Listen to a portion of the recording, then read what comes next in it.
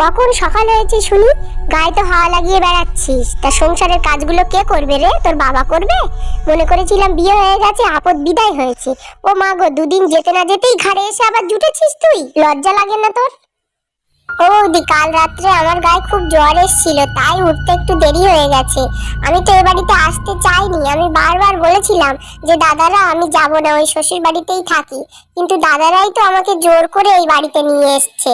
দাদারা জোর করে নিয়ে আসবে না তা কি রেখে দিয়ে আসবে ওখানে? কত কষ্ট করে তোকে বিয়ে দিয়েছিল খরচ খরচা করে, দুদিন যেতে না যেতেই তো স্বামীটাকে খেয়েছিস। এইবারে কার ভরসায় তোকে ওখানে রেখে দিয়ে আসবে? না জানি পরে আবার কার সঙ্গে কোন অঘটন ঘটাস। শোন, তোর দাদারা যখন এসে তুলেছেই তোর এই সংসারে, তখন তোর বসে বসে খাবো সে আশা করলে কিন্তু হবে না। তুই বসে বসে খাবি আর আমরা তোর জন্য কি রান্না করে করে মরবো নাকি?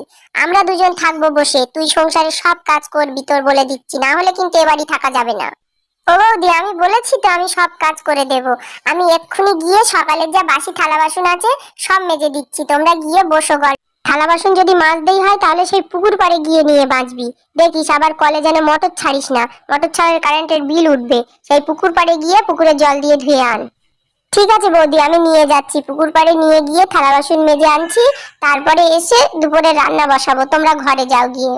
কুসুম পুকুর পাড়ে গিয়ে থালা বাসন মাজছে আর তার পুরনো দিনের কথা মনে করছে, যে তার স্বামী বেঁচে ছিল যখন, তখন তার কত সুখের সংসার ছিল। সেই সময়ই তার বড়দা রাস্তা দিয়ে হেঁটে হেঁটে আসছিল এবং তাকে দেখতে পেয়ে তার দিকে এগিয়ে আসে। হ্যাঁ রে কুসুম, তোর না গায়ে সারা রাত জ্বর ছিল, তুই এখন পুকুর পাড়ে এসেছিস থালা বাসন মাজতে। তোর গায়ে জ্বর, আমি আরো ভেবেছি যে তোর আমি ডাক্তার বাড়ি নিয়ে যাব। তোর দুটো বৌদি থাকতে তুই কেন এসেছিস থালা মাজতে? এখন আর গায়ে জ্বর নেই দাদা, ঘরে বসে ভালো লাগছিল না, তাই ভাবলাম পুকুর পাড় থেকে একটু হাওয়া খেয়ে আসি। তাই থালা বাসন ছিল দুটো, তাই নিয়ে আসলাম মাজার জন্য। আমাকে আর কিছু বোঝাতে হবে না, বয়সটা আমার এমনি এমনি বাড়িনি। বাড়ি মোটর থাকতে পুকুরের জলে থালা বাসন ধুতে এসেছিস কেন আমি বুঝি না। তোর দুটো বৌদির ব্যবস্থা হচ্ছে, দিন দিন যেন ওদের অসভ্যতামিটা বেড়েই চলেছে। বাড়ি যাই আমি, দেখাচ্ছি ওদের মজা। তার দাদা সবটা বুঝতে পেরে কিছু সময় পরে হনফনিয়ে বাড়ির মধ্যে চলে আসলো। তার দাদার ওই রাগ দেখে দাদার সঙ্গে সঙ্গে তাদের বোনও বাড়ি চলে আসলো। তোমরা জানো না ওর কাল সারা রাত গায়ে জ্বর ছিল, তা সত্ত্বেও তোমরা ওকে পুকুর পাড়ে পাঠিয়েছো থালা বাসন মাজার জন্য? দেখেছো তো দিদি, কত বড় বদমাইশ আমাদের কুসুমটা। ঠিক কাজ করবে না বলে ও দাদাদের কান ভাঙিয়ে ফুসলে এখানে নিয়ে এসছে আমাকে ওষুধ খাওয়ানোর জন্য। আমাকে এবার বকছে তো, শান্তি হচ্ছে তো কুসুম? তুমি বিশ্বাস করো বৌদি, আমি দাদাকে কিচ্ছু বলিনি। আমি পুকুর পাড়ে থালা মাজছিলাম, দাদা ওই পথ দিয়ে আসছিল। দাদা আমাকে থালা মাজতে দেখে রেগে গিয়েছে, তাই তোমার ওপর রাগ দেখাচ্ছে। নিজে তো সংসারটা করতে পারলি না, এবার লেগেছিস কি দাদা বৌদিদের সংসারটাও আগুন ধরাতে? যেই দেখেছিস যে দাদা আমাদের ওপর চটে যাচ্ছে, অমনি উস্কে দিচ্ছিস না? তোর আমার প্ল্যান ভালো করেই জানা আছে, বদমাস। আহ থামো তো ছোট বউ, তুমি কি শুরু করেছো? এসব কথা বলতে তোমার মুখে বাধে না? ওর স্বামীটা মারা গিয়েছে সবে সবে, কোথায় তোমরা ওর পাশে থাকবে তা না, তোমরা ওকে উল্টোপাল্টা কথা বলছো। সাবধান হয়ে যাও বলে দিচ্ছি। দেখেছো তো দিদি, কেমন করে দাদাদের ডেকে নিয়ে এসে আমার বকা খাওয়ালো। এর একটা কিছু করতে হবে, এইভাবে কিন্তু চলতে দিলে ওর সাহস কিন্তু বেড়েই চলেছে। আচ্ছা তুমি আমার ওপরই ছেড়ে দাও না, দেখো না ওর কি হাল করি। ওর খুব শখ হয়েছে না বাপের বাড়ি এসে থেকে দাদাদের চোখের মনি হয়ে থাকবে। এমন বদনাম ওর ঘাড়ের ওপর দেব যেন ওর দাদারা দুবেলা ওকে লাঠি ঝাঁটা মারে আর ওকে বাড়ির কাজের লোক করে রাখে, আর আমরা হয়ে থাকবো রানী। তুমি আমার ওপর ছেড়ে দাও, দুদিন টাইম দাও, দেখো ওর কি করি। একদিন কুসুম হেঁটে হেঁটে যাচ্ছিল, তখন তার দেখা হয় তার স্কুলের পুরনো দিনের বন্ধুর সঙ্গে। আরে কুসুম, তুমি এখানে? অনেক দিন তোমার সঙ্গে দেখা হয় না। ভালো আছো তো? কোথায় যাচ্ছো এখন এই দুপুরবেলা? আরে সৈকত, তুমি এখন কোথায় যাচ্ছ এই দুপুরবেলা? তোমার তো বাড়ি এখানে না, তোমার তো বাড়ি ওই পাড়ায়। তা কোথায় যাচ্ছ এই দুপুরবেলা সেজে গুজে? আরে এ পাড়ায় তো আমার দিদির বিয়ে হয়েছে গো, তাই দিদির আর দিদির ছেলের সঙ্গে দেখা করতে যাচ্ছি। অনেকদিন ওদেরকে দেখি না, মন কেমন করছে, একা থাকি তো। কুসুম আর সৈকতের এই কথোপকথন দূর থেকে দাঁড়িয়ে শোনে তার দুই বৌদি। দেখেছো তো দিদি, স্বামী মরতে না মরতেই কেমন বাইরের পরপুরুষের সঙ্গে গল্প শুরু করেছে। তাই তো দেখছি এখানে দাঁড়িয়ে বাইরের বেটা ছেলের সঙ্গেও গল্প করবে আর বাড়ি দাদাদের চোখে ভালো সাজবে। না, আজকেই ওর মুখোশ সব খুলবো, পাড়ার লোকের সামনে ওর মান সম্মান নষ্ট করব। চলো তো দিদি, সব কথা সবাইকে জানিয়ে দিই, চলো দিদি। ছি ছি ছি ছি কুসুম, তোর লজ্জা করে না? একটা বিধবা হয়ে তুই বাইরের পরপুরুষের সঙ্গে কথা বলছিস? না বৌদি, তোমরা যেমনটা ভাবছো তেমনটা নয়। ও আমার স্কুলের পুরনো দিনের বন্ধু। বন্ধু কি নতুন প্রেমিক জুটিয়েছিস? আমাদের বোঝাতে হবে না, চল মুখ পুড়িয়ে আজ বাড়ি। দাদা দিয়ে যদি তোর মার না খাইয়েছি, তা আমরা তোর বৌদি নাই বলে দিলাম। দেখুন, আপনারা কিন্তু আমার নামে মিথ্যে মিথ্যে এইভাবে বদনাম দিতে পারেন না। আমি যাচ্ছি আমার বোনের বাড়ি, ওর সঙ্গে পথে দেখা হয়েছে তাই জিজ্ঞেস করছিলাম ও কেমন আছে, এছাড়া কিন্তু আর কিছুই নয়। সে তো আমরা দেখতেই পাচ্ছিলাম, দুজন মিলে কেমন করে রাস্তায় কথা বলছিলে। আর হ্যাঁ, আমরা আমাদের ননদের সঙ্গে কথা বলছি, তুমি একদম মাঝখানে ঢুকবে না। আচ্ছা বৌদি, যদি কিছু বলতে হয় বাড়ি গিয়ে আমাকে বলো, কেমন? আর এই যে তুমি সৈকত, তুমি এখন দিদির বাড়ি চলে যাও, তোমাকে এখানে দাঁড়িয়ে কথা বাড়ানোর দরকার নেই। আমি চলে যাচ্ছি, কিন্তু তোমার বৌদিরা যদি তোমার সঙ্গে কোনো খারাপ আচরণ করে আমাকে খবর দিও, কেমন? তোমার সঙ্গে দেখা হয়ে তো দেখছি তোমাকে আমি বিপদেই ফেলে দিলাম, কুসুম। কুসুম বাড়ি গিয়ে চুপ করে বসে থাকে। এমন সময় তার দাদারা বাড়ি এসে তার বৌদিদের কাছে শুনে হন্তদন্ত হয়ে তার কাছে আসে। হ্যাঁ রে কুসুম, কি শুনছি রে? শুনছি তুই নাকি পাড়ার মোড়ের উপর একটা ছেলের সঙ্গে দাঁড়িয়ে খুব খারাপভাবে কথা বলছিলি। কেন রে বোন, তোকে আমরা কত ভালোবাসি, তুই কেন আমাদের মান সম্মান নিয়ে ছিনিবিনি খেললি? বিশ্বাস করো দাদা, আমি এমন কোনো কাজ করিনি যাতে তোমার মান সম্মান নষ্ট হয়। ও আমার স্কুল জীবনের বন্ধু সৈকত, ও এই পাড়ায় ওর দিদির বাড়ি এসেছিল, তাই আমাকে জিজ্ঞেস করছিল আমি কেমন আছি।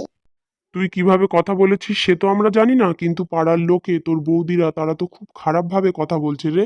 তুই একটা বিধবা মানুষ, তুই কেন বা কথা বলতে গেলি ওর সঙ্গে? ওর সঙ্গে অনেকদিন পর আমার দেখা হয়েছে, তাই ও আমাকে জিজ্ঞাসা করছিল যে আমি কেমন আছি এখন। আর আমিও জিজ্ঞাসা করছিলাম যে ওই পথে কোথায় যাচ্ছে।